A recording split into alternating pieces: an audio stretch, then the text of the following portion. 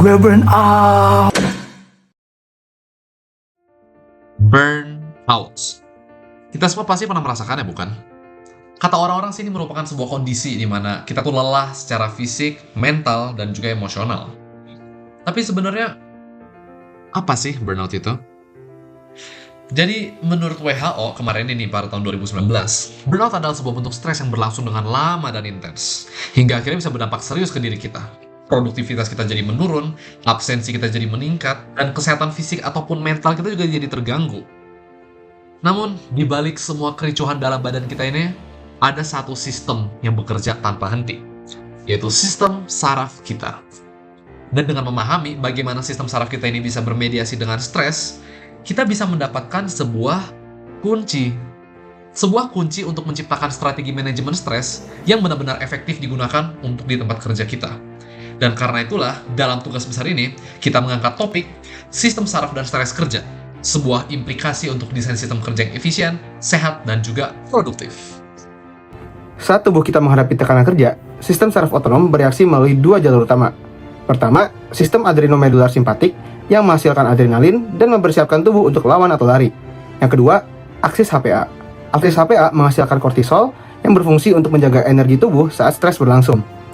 Hal yang menjadi masalah adalah, kalau proses ini berlangsung secara terus-menerus, tubuh mengalami ketidakseimbangan fisiologis. Ketidakseimbangan fisiologis bisa menyebabkan apa? Ya, burnout. Stres kronis juga dapat memicu beberapa hal negatif terhadap tubuh kita, seperti sistem kardiovaskular yang menjadi lebih rentan, pernapasan yang bisa terganggu, massa otot menurun, tulang menurun, juga kekebalan tubuh yang melemah, hingga mengganggu fungsi reproduksi manusia. Tidak hanya itu, tapi juga stres dapat menyebabkan kerusakan pada mental kita.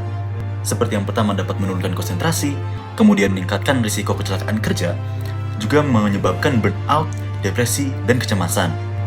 Nah, semua hal itulah yang dapat menyebabkan menurunnya kinerja, meningkatnya absensi, dan hingga akhirnya memperbesar biaya perusahaan. Sumber stres pada lingkungan kerja tidak hanya pada tumpukan deadline loh. Kadang, sumbernya adalah lingkungan fisik, seperti ruang kerja tanpa cahaya alami, suhu ruangan yang tidak nyaman, atau suara bising yang terus-menerus. Di sisi lain, faktor sosial organisasi, seperti hubungan buruk antar rekan kerja, atasan yang tak suportif, hingga jam kerja yang tak menentu juga dapat memperburuk tekanan. Nah, jadi untuk mengatasi stres kerja, di sini kita membagi menjadi dua level. Satu di level individu, dan dua di level organisasi. Pada level individu, alias yang skalanya lebih kecil, teknik relaksasi yang sesuai itu mencakup seperti pernafasan dalam, kemudian meditasi, olahraga, tidur cukup, dan juga dukungan sosial. Semua itu bisa terbukti dapat menurunkan stres dan juga dapat mengatur keseimbangan saraf kita. Sedangkan pada level organisasi, perusahaan itu harus menciptakan sebuah ruang kerja dengan desain yang biofilik, yang bisa memadukan alam seperti cahaya matahari, tanaman, bisa mengontrol kebisingannya, dan simply menciptakan sebuah budaya komunikasi yang sehat. Berdasarkan penelitian, kami merekomendasikan 6 langkah kunci untuk membangun sistem kerja yang lebih sehat. Pertama, terapkan pendekatan holistik yang mencakup aspek saraf, hormon, dan kekebalan tubuh. Kedua, cegah stres akut menjadi kronis melalui kebijakan yang responsif. Ketiga, memberdayakan karyawan lewat kontrol dan otonomi lebih besar atas pekerjaan mereka, sehingga mereka tidak merasa tertekan. Keempat, desain lingkungan kerja yang sadar biologi dengan cahaya alami dan ruang yang fleksibel. 5. Gunakan teknologi seperti biofeedback dan aplikasi digital untuk deteksi dan intervensi cepat.